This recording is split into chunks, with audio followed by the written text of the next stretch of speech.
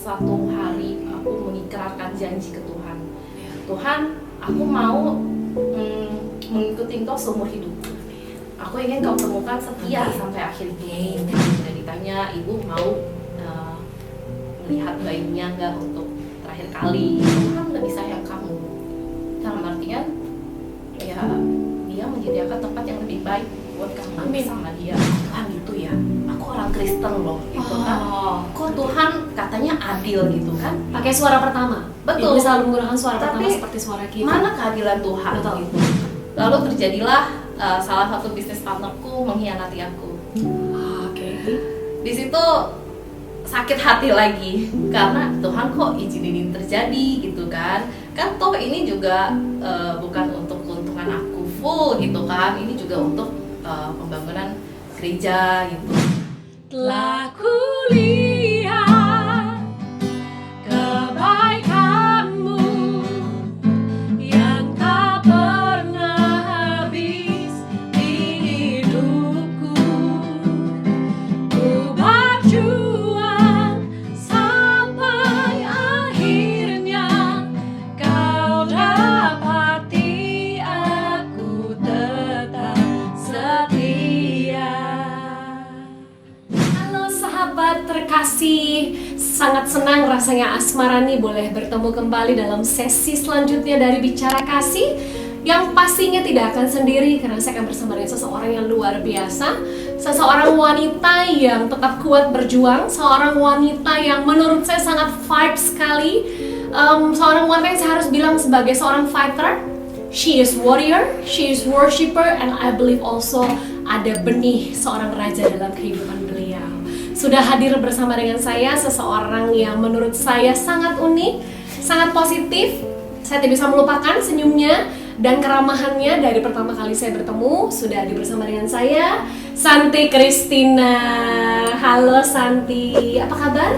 Baik, Rani. Mungkin aku harus bilangnya ini kali ya.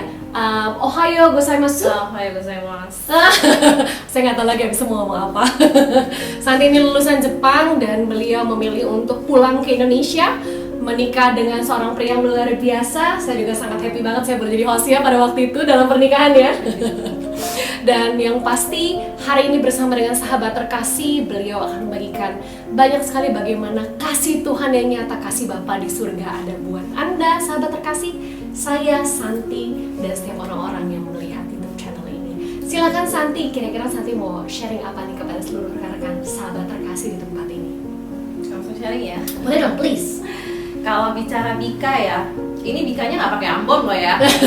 Ini kita bicaranya bikanya bika Tuhan, bicara kasihnya Tuhan. Jadi kalau dalam hidup aku sampai sekarang, aku merasakan kasih Tuhan yang tak berkesudahan. Amen. Jadi pertama kali aku menyerahkan diri kepada Tuhan, menerima Tuhan sebagai juru selamat. Itu ceritanya pas waktu SMP. Jadi saat itu aku diajak temen ke gereja dan Tuhan menjamah aku. Di situ pertama kali hatiku dijamah. Dan kasih itu kan bicara nggak jauh-jauh dari hati. Nah, sebagai wanita itu biasa rentannya di hati. Wah. Nah, saat itu ini kalau aku flashback ya, pada saat itu ketika pertama kali kenal Tuhan, api cinta pertamanya lagi menggebu-gebu. Jadi aku banyak banget mencari tahu tentang Tuhan dari buku, dari cerita orang, tentang perjalanan iman mereka, tentang bagaimana mereka mengenal Tuhan.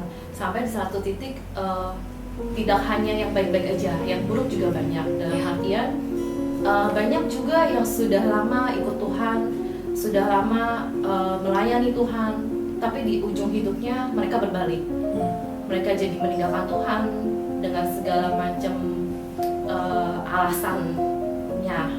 Dan di situ aku pernah satu hari aku mengikrarkan janji ke Tuhan.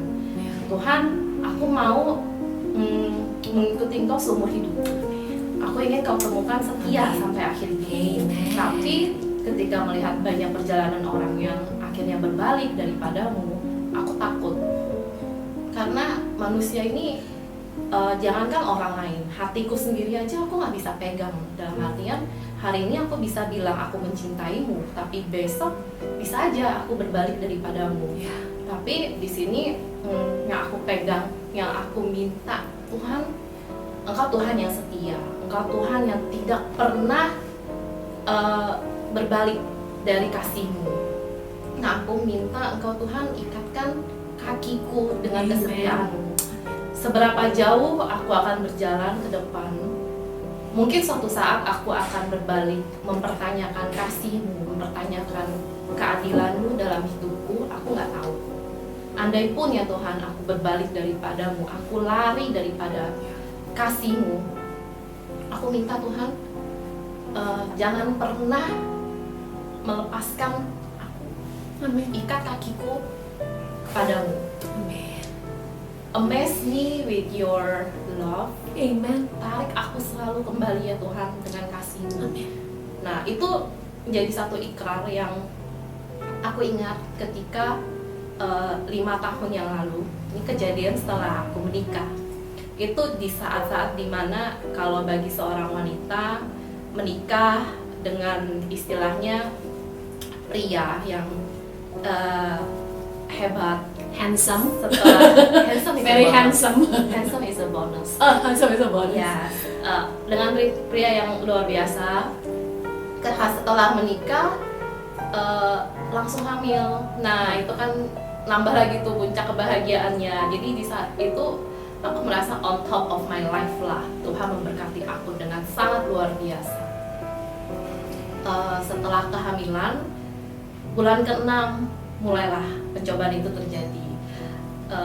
Saat aku lupa berapa minggu sih, yang aku ingat itu bulan ke-6 ketika rutin, kan setiap bulan kontrol kan. Nah, bulan ke-6 itu ditemukanlah ada kejanggalan lah dalam kehamilan. Akhirnya cari ke beberapa dokter, kita cari beberapa solusi, dan terakhir di bulan ke-7 dokter menyatakan ini harus kita lahirkan lebih dulu, jadi dalam artian prematur. Jadi saat itu udah masuk 7 bulan. Nah, tapi dengan kondisi ya kita berdoa karena survival rate-nya setelah dilahirkan ini rendah. Nah, tapi tetap aja kalau misalkan memang Tuhan mau mengadakan mukjizat, tidak ada yang mustahil. Akhirnya dengan iman, saya itu kita ikutin sarannya dokter. Bulan ke-7 bayi dalam kandungan akhirnya kita lahirkan secara sesar. Saya itu benar-benar ujian iman tuh banget. Di saat itu ya aku sama suami semakin berdoa lebih banyak, mendekatkan diri kepada Tuhan. Dalam artian tuh kita minta, Tuhan kenapa kau izinkan ini terjadi? Tapi pada saat itu lebih dalam arah positif ya. Wah, something great will happen with us gitu. Kita akan menyaksikan kemuliaan Tuhan nih. Kita akan menyaksikan mukjizat Tuhan nih pasti terjadi nih buat hidup kita nih, buat anak yang akan kita lahirkan. Meskipun dokter bilangnya hal-hal yang begini-begini, tapi kita percaya kalau Tuhan itu pasti akan mendatangkan mukjizat gitu kan. Karena kita anaknya Tuhan gitu. Udah dengan segala iman, proses lahiran itu terjadi. Setengah jam kemudian anaknya pass away. Jadi di saat itu jujur aku reaksinya flat. Jadi dalam artian nggak tahu harus bereaksi apa. Mungkin efek habis obat bius juga kali ya. Jadi ketika aku dikeluarkan dari ruang operasi, tanya mereka dengan hati-hati banget kan bilang ini kita sudah berusaha, kita udah coba, ternyata tidak berhasil dan bayinya pass away gitu kan. Dan ditanya ibu mau melihat bayinya nggak untuk terakhir kali. Di situ ya aku bilang mau, karena meskipun 7 bulan tapi bentuknya udah as a baby normal dilahirkannya, dan itu adalah seorang anak yang sudah bersamaku 7 bulan. Dan 7 bulan itu kalau misalnya orang yang pernah hamil tahu ya, itu saat-saatnya mereka sudah aktif-aktifnya di dalam perut. Jadi setiap hari juga udah ngobrol, udah ngerasain tendangan-tendangan reaksinya gitu kan. Jadi aku mau ngelihat yang selama ini udah menarik hatiku nih, meskipun di dalam kandungan kan. Nah setelah dilahirkan akhirnya aku pegang, di situ aku nangis dalam artian mungkin kita belum berjodoh di hidup ini. Aku bilang saat itu juga kita sudah memberi nama, namanya Jaden saat itu yang kita pilih. Aku kecup, aku bilang Tuhan lebih sayang kamu, dalam artian ya dia menyediakan tempat yang lebih baik buat kamu sama dia. Jadi ya udah aku merelakan dan nanti kita akan ketemu suatu hari di kerajaan Tuhan. Jadi aku bilang mama titipin kamu dulu ya ke Tuhan, mungkin mama juga masih belum sanggup untuk menemanimu di hidup ini sekarang, tapi kamu aman kok di Tuhan, kita akan ketemu lagi. Setelah pulang dari rumah sakit, nah itu proses ujian yang luar biasa banget. Dalam artian tuh aku tahu ini yang terbaik. Memang setelah kita selesai itu kita cari tahu apa sih sebenarnya penyebabnya. Ternyata ketahui si Jaden ini thalassemia A-mayor. Apa tuh? Jadi penyakit kelainan darah.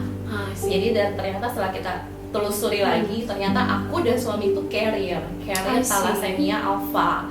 Dan kalau misalnya di dunia kedokteran sebenarnya itu tidak boleh merit katanya, karena chance untuk punya anak yang terkena thalassemia itu tinggi. Jadi satu di antara sekian kehamilan. Dan karena thalassemia kan ada tipe A sama B. A itu yang paling berat. Biasanya katanya rata-rata kalau misalnya A itu nggak akan survive sampai lahir. Gitu. Jadi akhirnya di situ aku lebih tahu, oh iya memang udah jalannya terbaik. Kalau misalkan pun dipaksakan juga mungkin kita juga nggak akan sanggup menerima beban kehidupannya kemudian hari. Secara logika, iman dan perasaan sudah menerima itu. Kita tahu Tuhan ini sudah memberikan yang terbaik. Tuhan yang memberi, dia berhak untuk mengambil, dan dipastikan dia pasti akan memberikan sesuatu yang lebih baik dong. Ibarat kata nih Santi kasih, ternyata kurang bagus untuk kamu ke depannya. Udah aku ambil lagi, tapi aku kasih yang lebih baik kayak gini. Di dalam hati, pikiran dan perasaan itu udah tahu. Tapi the struggle is real. The struggle is real. Yes. Setelah itu tuh istilahnya gimana ya? Hati kita kan, setan itu selalu mencari-cari celah untuk masuk, dan kita tuh sebagai terutama wanita ya, masuk tuh dalam hati dan pikiran. Jadi meskipun udah tahu nih ini yang terbaik, Tuhan pasti akan menggantikan, tapi hari-hari yang aku lalui setelah itu selalu setan tuh mencari cara untuk memasukkan pikiran, kok Tuhan gitu ya, aku orang Kristen loh gitu kan, kok Tuhan katanya adil gitu kan, pakai suara pertama. Betul. Bisa menggunakan suara Tapi, pertama seperti suara kita. Mana keadilan Tuhan gitu? Kenapa lalu dibalikin lagi? Aku ada salah apa ya sampai Tuhan ngasih pencobaan seperti ini? Seperti itu. Jadi pemikiran itu tuh dicoba ditanamkan di pikiranku, hingga akhirnya aku menemukan satu persimpangan jalan nih, antara kita punya dua pilihan nih sebenarnya dalam hidup.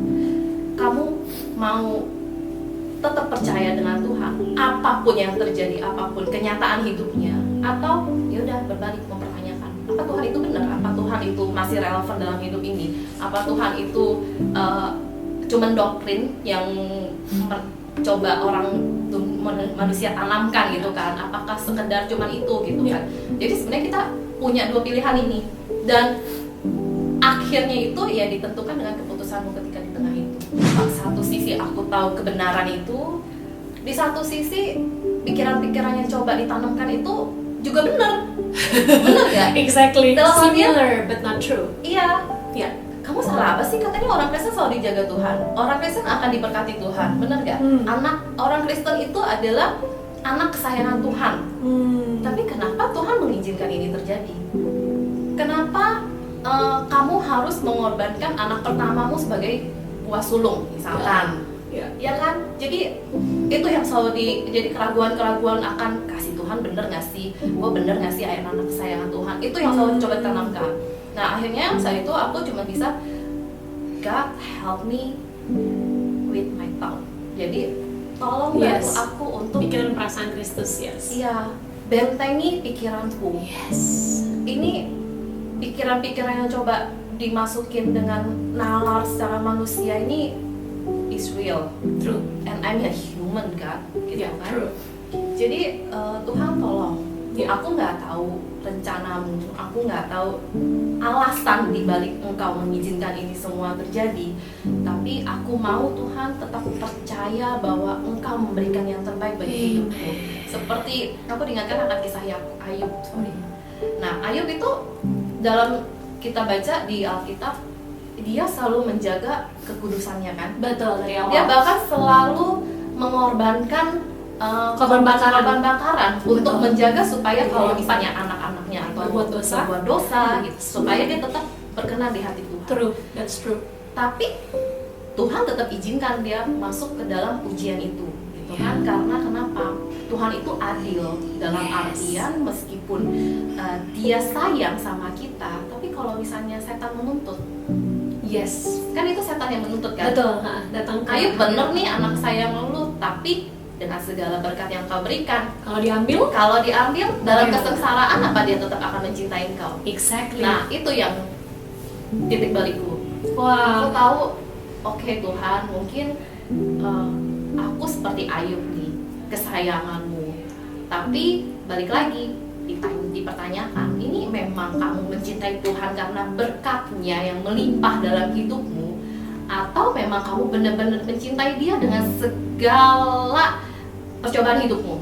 Yeah. Jadi, if you love me when I'm in a good position, in a good blessing, Easy. everybody can do that. Yes, true. Ya kan?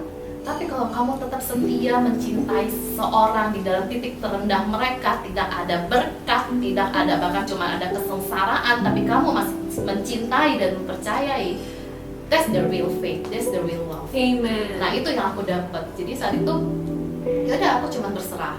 Tuhan, I'm a human. Meskipun hatiku, rohku mau percaya 100% kepadamu, tapi pikiran dan kedaginganku ini masih mengikuti dunia ini. Jadi aku Yes. cuma bisa berserah Tuhan. Pikiranku tolong kau bentengi, kau selidiki terus, Amen. kau murnikan terus. Mungkin Amen. ada hal-hal yang tidak berkenan. Hati manusia itu, apalagi cewek, selalu gampang terpikat dengan dunia ini, bener kan ya? Mungkin aku secara tidak aku sadari, aku mulai terpikat dengan kehadiran anakku, dan kau merasa bahwa oh ini kedepannya nggak bagus nih gitu kan. Santi udah mulai melenceng nih hatinya kan. Tuhan kita kan Allah yang pencemburu kan, seperti yang di Kejadian Iya. Lama, tidak boleh ada Allah lain di hadapanku kan. Tidak Kecuali boleh Yes. hatimu tidak boleh terpikat sama yang lain, Iya. kecuali aku gitu kan. Ya mungkin akhirnya di situ aku mulai menerima. Mungkin hatiku sudah mulai melenceng. Mungkin nanti kedepannya oh ini meskipun anak bisa loh mengambil hati kita Yeah. lebih daripada Tuhan. Ya kan? Nah Yes. dari situ aku tahu oh ternyata Tuhan itu mengizini semua itu terjadi sebenarnya karena Dia ingin menguji hati. Betul Dan di sekali. sini yang diuji adalah hatiku gitu, karena Dia ingin memiliki hatiku sepenuhnya. Amen. Apapun yang dunia ini berikan itu tidak boleh lebih daripada keterpikatan hatiku akan Dia gitu. Akhirnya di saat itu aku sampai pada oh iya ya, ternyata hidup ini tidak berhenti di menemukan pria yang tepat, mendapatkan suami yang baik, mempunyai anak-anak dan rumah dan segala macam yang baik gitu kan. Semua itu baik, tapi kalau tidak ada Tuhan nggak ada artinya gitu. Jadi udah habis itu aku menikmati segala apapun yang Tuhan yang Kau berikan, aku terima. Amen. Aku nikmati meskipun tidak wow berkelimpahan berlebihan, tapi hidupku tidak pernah kekurangan. In the name of Tuhan Jesus. selalu mencukupi. Amen. Jadi itu sih yang mau aku bagikan, kalau kasihnya Tuhan itu setia dan nggak Amen. pernah berubah. Nah, kadang hati kita aja yang berubah, makanya Tuhan mengizinkan segala macam percobaan terjadi supaya meluruskan kembali nih hati yang sudah melenceng. Wow. In the end of the story, Tuhan kasih satu anak lagi. Exactly. So cute. Yes. Dengan nama yang wow, namanya bagus. Namanya JD. Jadi Jedaya ya.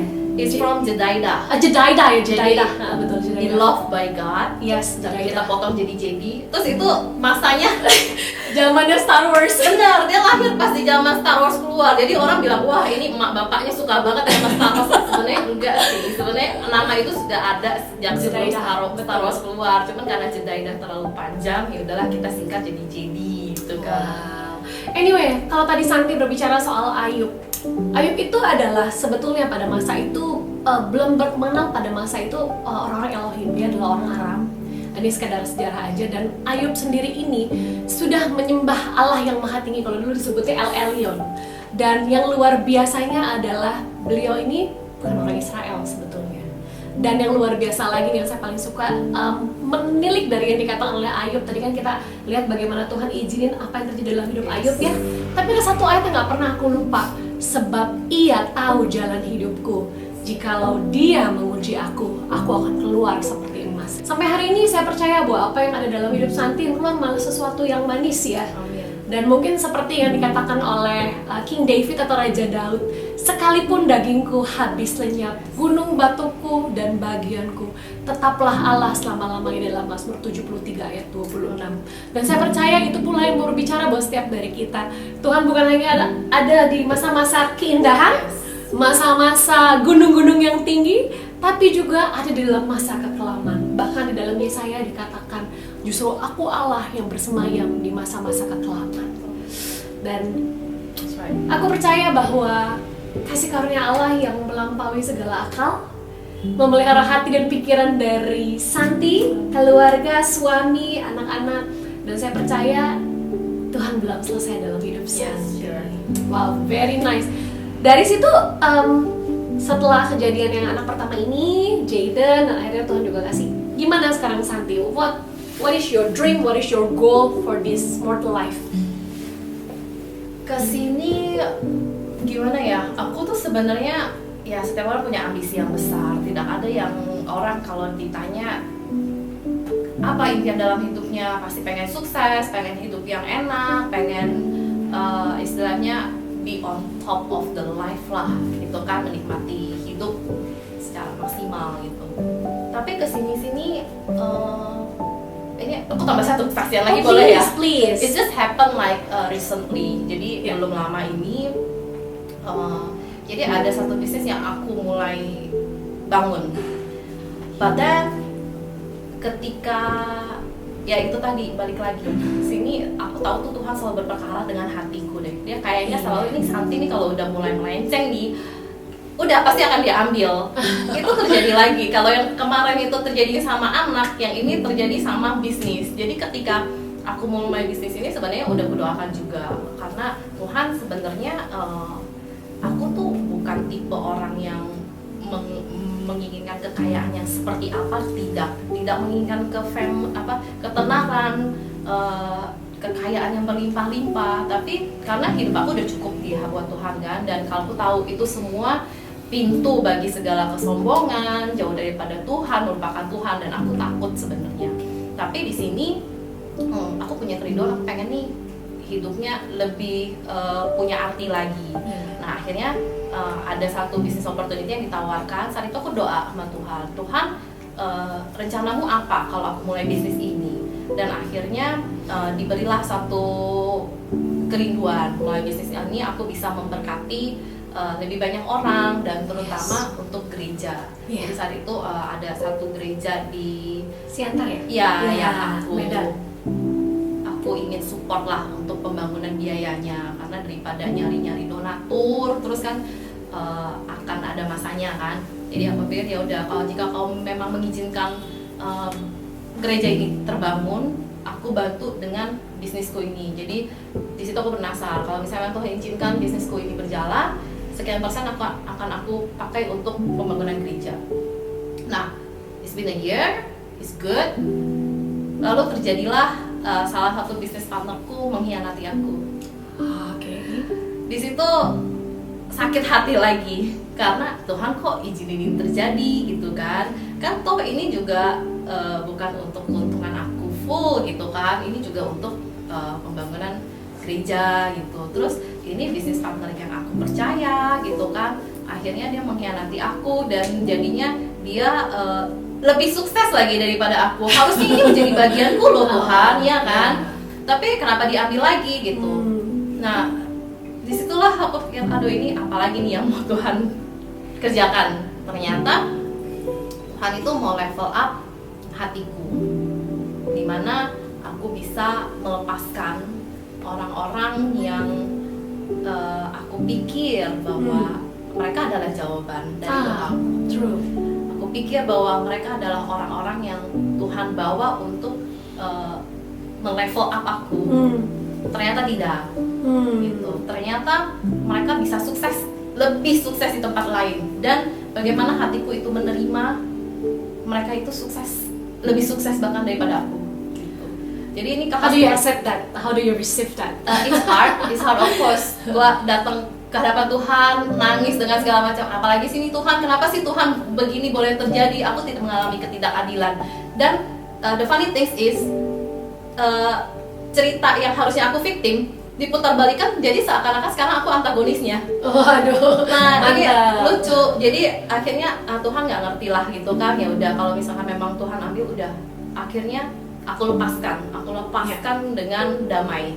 Aku bilang ke orang itu, aku bilang kalau misalnya aku ada salah, I'm sorry, and now gue bilang and I forgive you as well, and I release you with peace.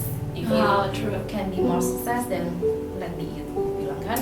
Jadi di situ suatu kapasitas hati yang kayak benar-benar diperluas lagi. Amen. Bagaimana kita tuh tidak menggenggam segala sesuatu untuk tangan kita sendiri, ya, untuk ya meskipun dibilang untuk kebaikan kita atau untuk apa yang ingin kita kerjakan gitu kan, tapi bagaimana kita bisa melepaskan yang mungkin Tuhan berikan untuk ngetes dulu, tapi habis itu ternyata enggak loh gitu, ada orang itu bisa lebih baik lagi di luar kamu gitu.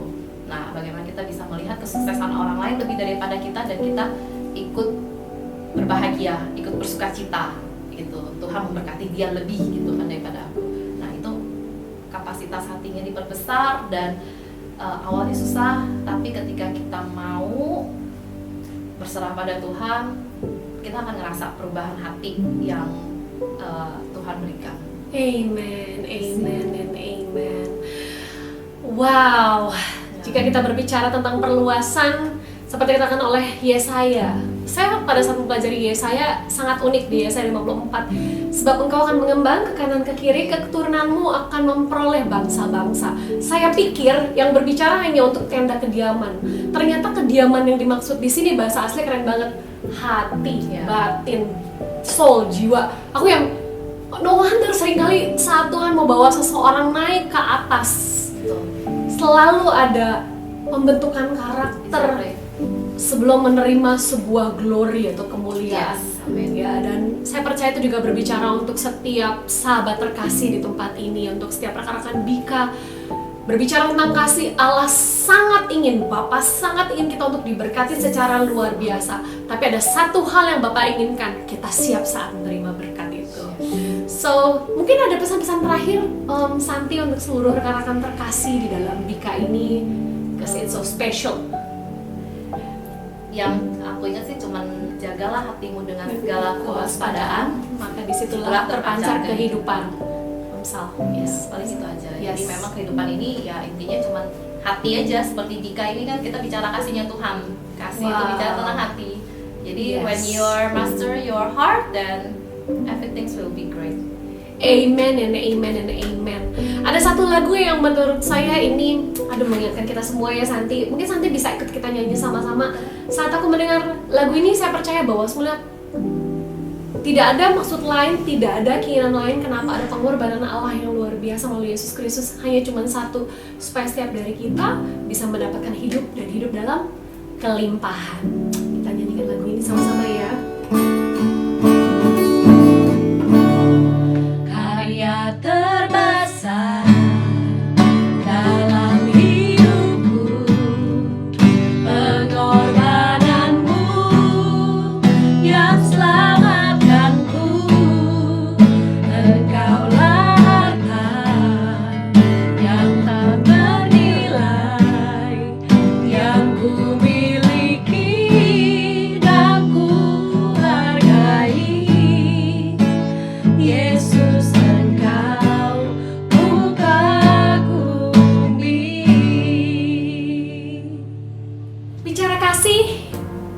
kita berbicara tentang kasih Tuhan yang luar biasa.